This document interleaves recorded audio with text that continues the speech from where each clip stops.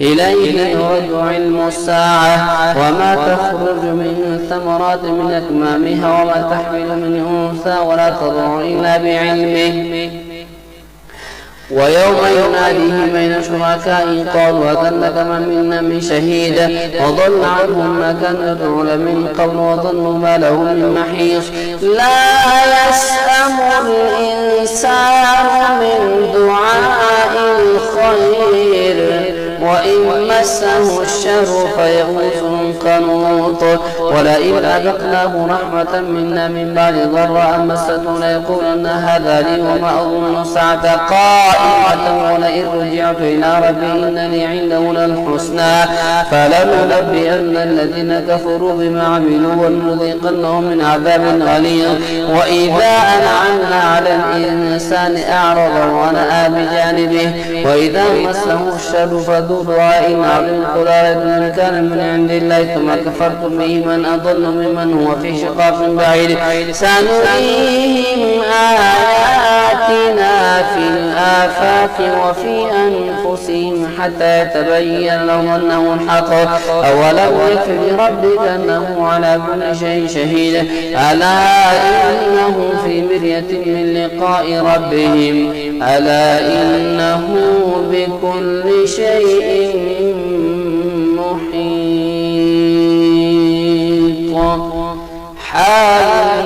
حميم عين سين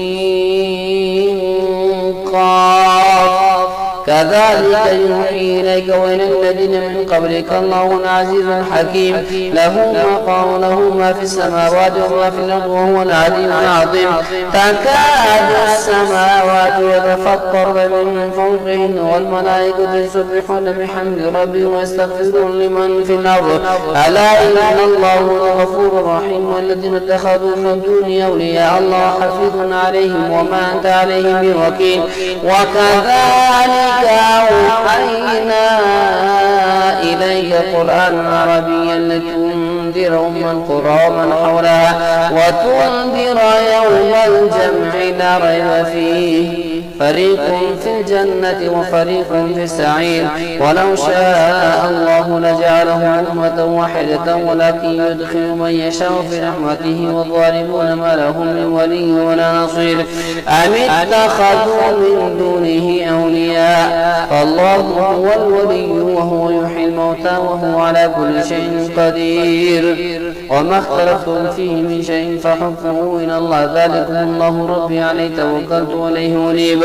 فأخلق السماوات والأرض جعل لكم من أنفسكم أزواجا ومن الأنعام أزواجا يذرؤكم فيه ليس كمثله شيء وهو السميع البصير. له مقاليد السماوات والأرض يبسط الرزق لمن يشاء ويقدر إنه بكل شيء عليم. شرع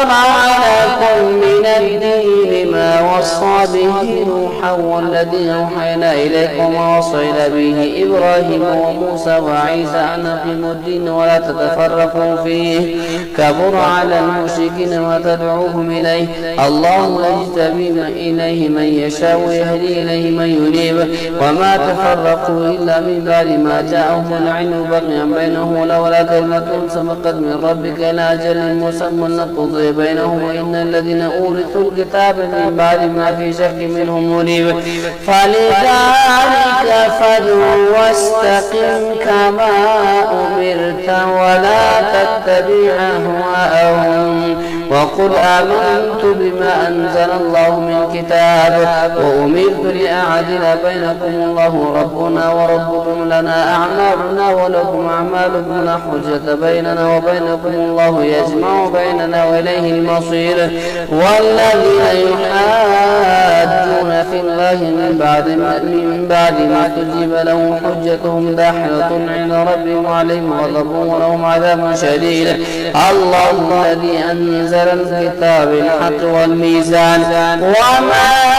يدريك ربك لعل الساعة قريب يستعجل بها الذين لا يؤمنون بها والذين آمنوا مشفقون منها ويعلمون أنها الحق ألا إن الذين يمرون في الساعة لفي ضلال بعيد الله لطيف بعباده يرزق من يشاء وهو القوي العزيز من كان يريد حرث الآخرة نزد له في حرثه ومن كان يريد حرث الدنيا نؤته منها وما له في الآخرة من نصيب أم لهم شركاء شرعوا لهم من الدين ما لم يأذن به الله ولولا كلمة الفصل لقضي بينهم وإن الظالمين لهم عذاب أليم ترى الظالمين مشفقين مما كسبوا وهو واقع بهم والذين آمنوا وعملوا الصالحات في روضات الجنات لهم ما يشاءون عند ربهم ذلك هو الفضل الكبير ذلك الذي يبشر الله عباده الذين آمنوا وعملوا الصالحات قل لا أسألكم عليه أجرا إلا المودة في القربى ومن يقترف حسنة نزد له فيها حسنا إن الله غفور شكور أم يقولون افترى على الله كذبا فإن يشاء الله يختم على قلبك ويمحو الله الباطل ويحق الحق بكلماته إنه عليم بذات الصدور وهو الذي يقبل التوبة عن عباده ويعفو عن السيئات ويعلم ما تفعلون ويستجيب الذين آمنوا وعملوا الصالحات ويزيدهم من فضله والكافرون لهم عذاب شديد ولو بسط الله الرزق لعباده لبغوا في الأرض ولكن ينزل بقدر ما يشاء إنه بعباده خبير بصير وهو الذي ينزل الغيث من بعد ما قنطوا وينشر رحمته وهو الولي الحميد ومن آياته خلق السماوات والأرض وما بث فيهما من دابة وهو على جمعهم إذا يشاء قدير وما أصابكم من مصيبة فبما كسبت أيديكم ويعفو عن كثير وما أنتم بمعجزين في الأرض وما لكم من دون الله من ولي ولا نصير ومن آياته الجوار في البحر كالأعلام إن يشأ يسكن الريح فيظللن رواكد على ظهرهن في ذلك لآيات لكل صبار شكور أو يوبقهن بما كسبوا ويعفو عن كثير ويعلم الذين يجادلون في آياتنا ما لهم من محيص فما أوتيتم من شيء فمتاع الحياة الدنيا وما عند الله خير وابقى للذين آمنوا على ربهم يتوكلون والذين يجتنبون كبائر الإثم والفواحش وذا ما غضبهم يغفرون والذين استجابوا لربهم وأقاموا الصلاة وأمرهم شورى بينهم ومما رزقناهم ينفقون والذين إذا أصابهم البغي هم ينتصرون وجزاء سيئة سيئة مثلها فمن عفا واصلح فأجره على الله إنه لا يحب الظالمين ولمن انتصر بعد ظلمه فأولئك ما عليهم من سبيل إنما السبيل على الذين يظلمون الناس ويبغون في الأرض بغير الحق أولئك لهم عذاب أليم ولمن صبر وغفر إن ذلك لمن عزم الأمور ومن يضلل الله فما له من ولي من بعده وترى الظالمين لما رأوا العذاب يقولون هل إلى مرد من سبيل وتراهم يعرضون عليها خاشعين من الذل ينظرون من طرف خفي وقال الذين آمنوا إن الخاسرين الذين خسروا أنفسهم وأهليهم يوم القيامة ألا إن الظالمون في عذاب مهين وما كان لهم من أولياء ينصرونهم من دون الله ومن يضلل الله فما له من سبيل استجيبوا لربكم من قبل أن يأتي يوم لا مرد له من الله ما لكم من ملجأ يومئذ وما لكم من نكير فإن أعرضوا فما أرسلناك عليهم حفيظا إلا عليك إلا البلاغ وإنا إذا أذقنا الإنسان منا رحمة فرح بها وإن تصبهم سيئة بما قدمت إليهم فإن الإنسان كفور لله ملك السماوات والأرض يخلق ما يشاء يهب لمن يشاء إناثا ويهب لمن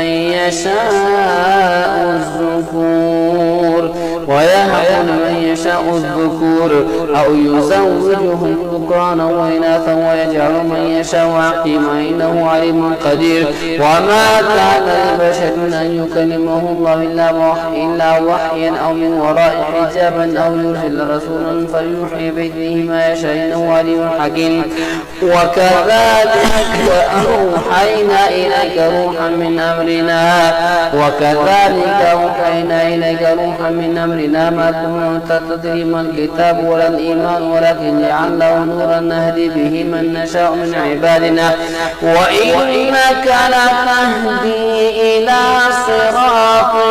مستقيم صراط الله الذي له ما في السماوات وما في الأرض ألا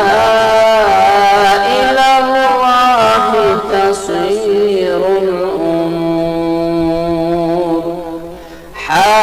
حامين والكتاب المبين إنا جعلناه قرآنا عربيا لعلكم تعقلون وإنه في الكتاب لدينا لعلي حكيم أفنضرب عنكم الذكر صفحا من كل قوم مسرفين وكما أرسلنا من نبي في الأولين وما يأتيهم من نبي إلا كانوا به يستهزئون فأهلكنا أشد منهم بطشا ومضى مثل الأولين ولئن سألتهم من خلق السماوات والأرض ليقولن خلقهن العزيز العليم الذي جعل لكم الأرض مهدا وجعل لكم فيها سبلا لعلكم تهتدون والذي نزل من السماء ماء بقدر فأنشرنا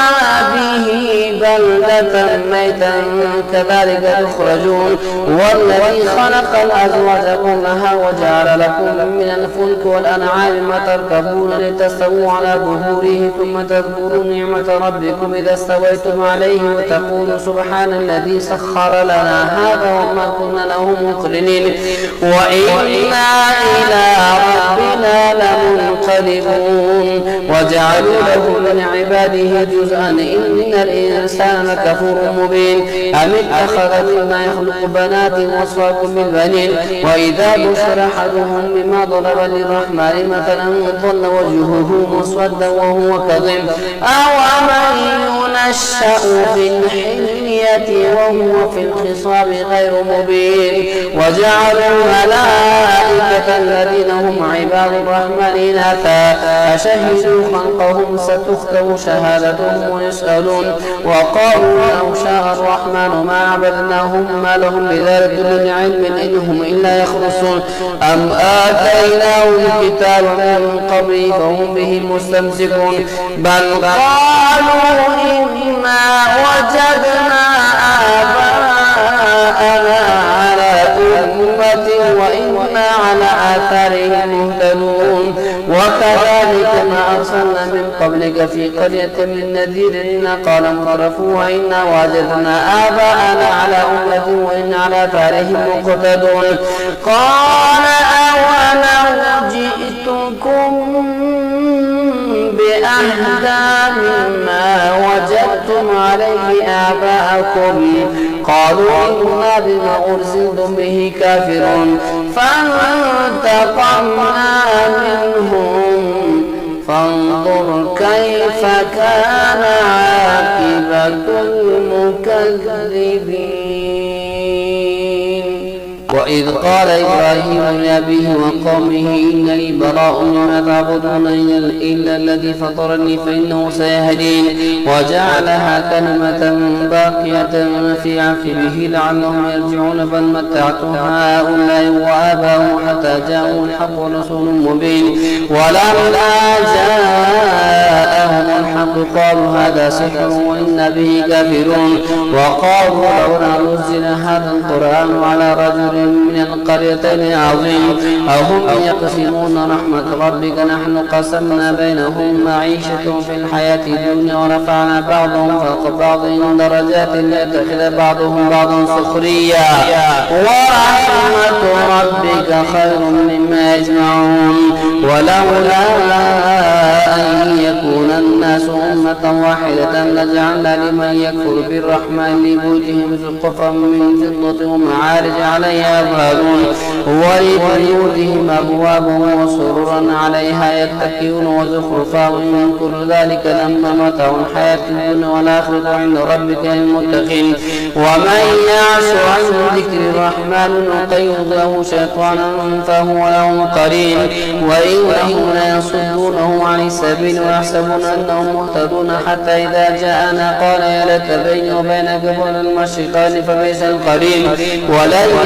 ينفعكم اليوم إذ ظلمتم أنكم في العذاب مشركون فأنت تسمع السمع وتهدي العمي ومن كان في ضلال مبين فإما نذهبن بك فإنا منهم منتقمون أو نرينك الذي وعدناه فإنا عليهم مقتدرون فاستمسك بالذي أوحي إليك إنك على صراط مستقيم وإنه لذكر لك ولقومك وسوف تسألون واسأل من أرسلنا قبلك من رسلنا أجعلنا من دون الرحمن آلهة يعبدون ولقد أرسلنا موسى بآياتنا إلى فرعون وملئه فقال إن رسول رب العالمين فلما جاءهم بآياتنا إذا هم منها يضحكون وما نريه من آية إلا هي أكبر من أختها وأخذناهم بالعذاب لعلهم يرجعون وقالوا يا أيها الساحر ادع لنا ربك بما عهد عندك إننا لمهتدون فلما كشفنا عنهم العذاب إذا هم ينكثون ونادى فرعون في قومه قال يا قوم أليس لي ملك مصر وهذه الأنهار تجري من تحتي فلا تبصرون أم أنا خير من هذا الذي هو مهين ولا يكاد يبين فلولا ألقي عليه أسورة من ذهب فلولا ألقي عليه أسورة من ذهب أو جاء معه الملائكة مقترنين فاستخف قومه فأطاعوه إنهم كانوا قوما فاسقين فلما آسفونا انتقمنا منهم فأغرقناهم أجمعين فجعلناهم سلفا ومثلا للآخرين ولما ضرب ابن مريم مثلا إذا قومك منهم يصدون وقالوا أآلهتنا خير أم هو ما ضربوه لك إلا جدلا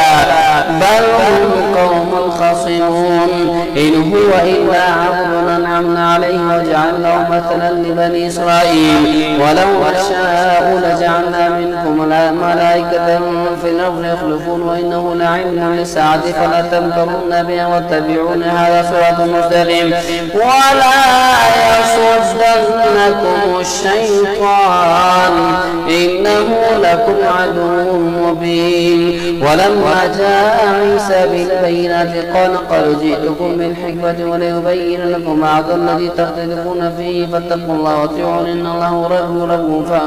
هو ربي وربكم فاعبدوه إن الله هو ربي وربكم فاعبدوه هذا صراط مستقيم فاختلف الأحزاب من بينهم فويل للذين ظلموا من عذاب يوم أليم هل ينظرون إلا ساعة تأتيهم بغتة وهم لا يشعرون هل يومئذ بعضهم لبعض عدو إلا للمتقين يا عباد لا خوف عليكم اليوم ولا أنتم تحزنون الذين آمنوا بآياتنا وكانوا مسلمين ادخلوا الجنة أنتم وأزواجكم تحبرون يطاف عليهم بصحاف من ذهب وأكواب وفيها ما تشتهيه الأنفس وتلذ الأعين وأنتم فيها خالدون تلك الجنة التي أورثتموها بما كنتم تعملون لكم فيها فاكهة كثيرة منها تأكلون إن المجرمين في عذاب جهنم خالدون لا يفتر عنهم وهم فيه مبلسون وما ظلمناهم ولكن كانوا هم الظالمين ونادوا يا مالك ليقضي علينا ربك قال إنكم ماكثون لقد جئناكم بالحق ولكن أكثرهم للحق كارهون أم أبرموا أمرا فإنهم مبرمون يحسبون أننا لا نسمع سرهم ونجواهم بلى ورسلنا لديهم يكتبون قل إن كان للرحمن ولد فأنا أول العابدين سبحان رب السماوات والأرض رب العرش عما يصفون فذرهم يخوضوا ويلعبوا حتى يلاقوا يومهم الذي يوعدون وهو الذي في السماء إله وفي الأرض إله وهو الحكيم العليم وتبارك الذي له ملك السماوات والأرض وما بينهما وعنده علم الساعة وإليه ترجعون ولا يملك الذين يدعون من دونه الشفاعة إلا من شهد بالحق وهم يعلمون ولئن سألتهم من خلقهم ليقولن الله فأنى يؤفكون وقيله يا رب إن هؤلاء قوم لا يؤمنون فاصفح عنهم وقل سلام فسوف يعلمون حاميم والكتاب المبين إنا أنزلناه في ليلة مباركة إنا كنا منذرين فيها يفرق كل أمر حكيم أمرا من عندنا إنا كنا مرسلين رحمة من ربك إنه هو السميع العليم رب السماوات والأرض وما بينهما إن كل موقنين لا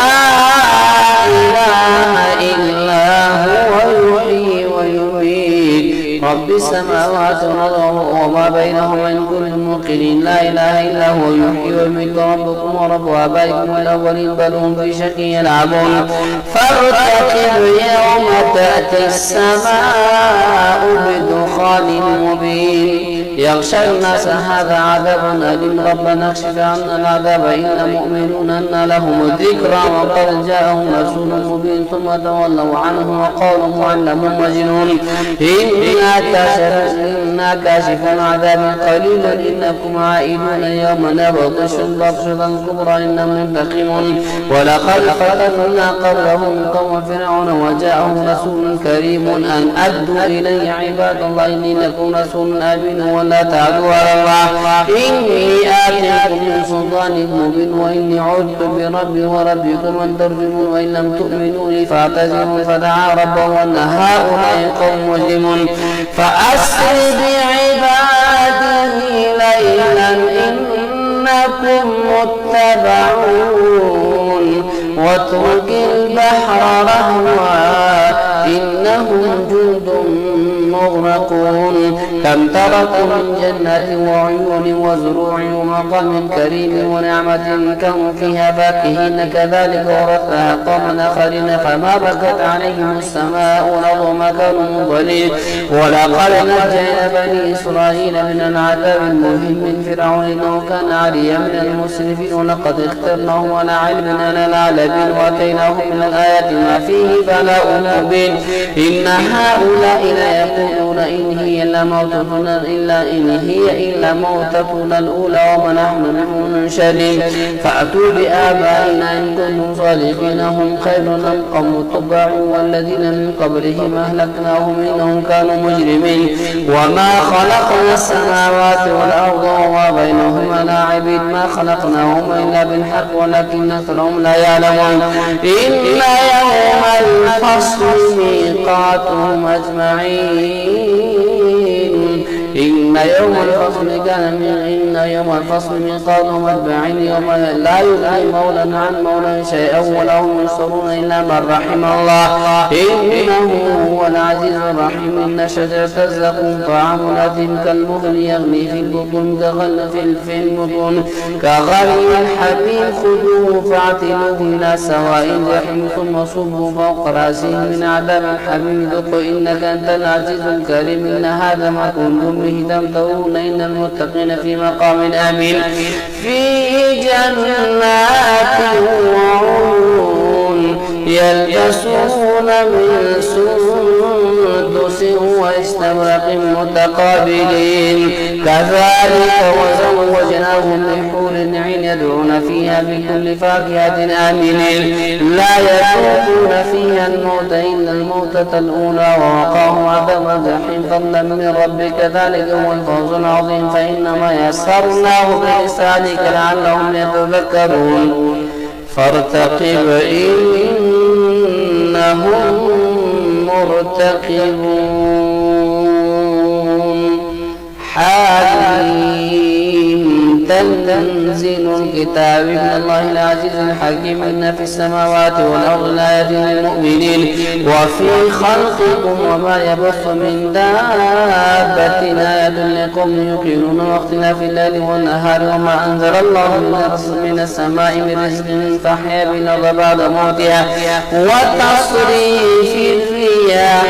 آيات لقوم يعقلون. تلك آيات الله نتلوها عليك بالحق فبأي حديث بعد الله وآياته يؤمنون. ويل لكل أفاك أثيم يسمع آيات الله تتلى عليه ثم يصر مستكبرا كأن لم يسمعها فبشره بعذاب أليم. وإذا علم من آياتنا شيئا اتخذها هزوا أولئك لهم عذاب مهين من ورائهم جهنم ولا يغني عنهم ما كسبوا شيئا ولا ما اتخذوا من دون الله أولياء ولهم عذاب عظيم. هذا هدى والذين كفروا بآيات ربهم لهم عذاب من رجز أليم. الله الذي سخر لكم البحر لتجري الفلك فيه بأمره ولتبتغوا من فضله ولعلكم تشكرون. وسخر لكم ما في السماوات وما في الأرض جميعا منه إن في ذلك لآيات لقوم يتفكرون. قل للذين آمنوا يغفروا للذين لا يرجون أيام الله ليجزي قوما بما كانوا يكسبون. من عمل صالحا فلنفسه ومن أساء فعليها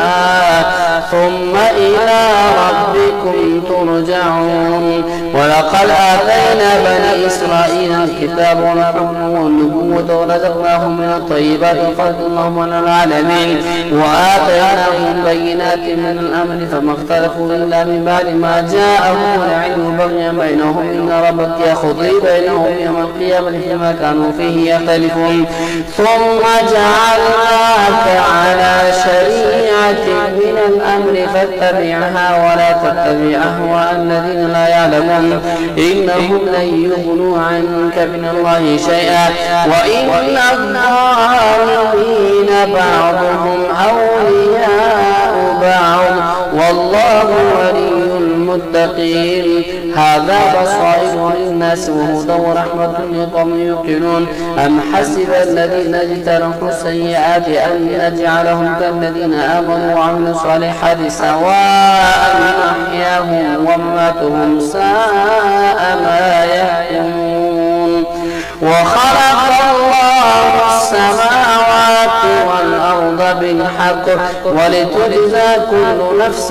بما كسبت وهم لا يظلمون. أفرأيت من اتخذ إلهه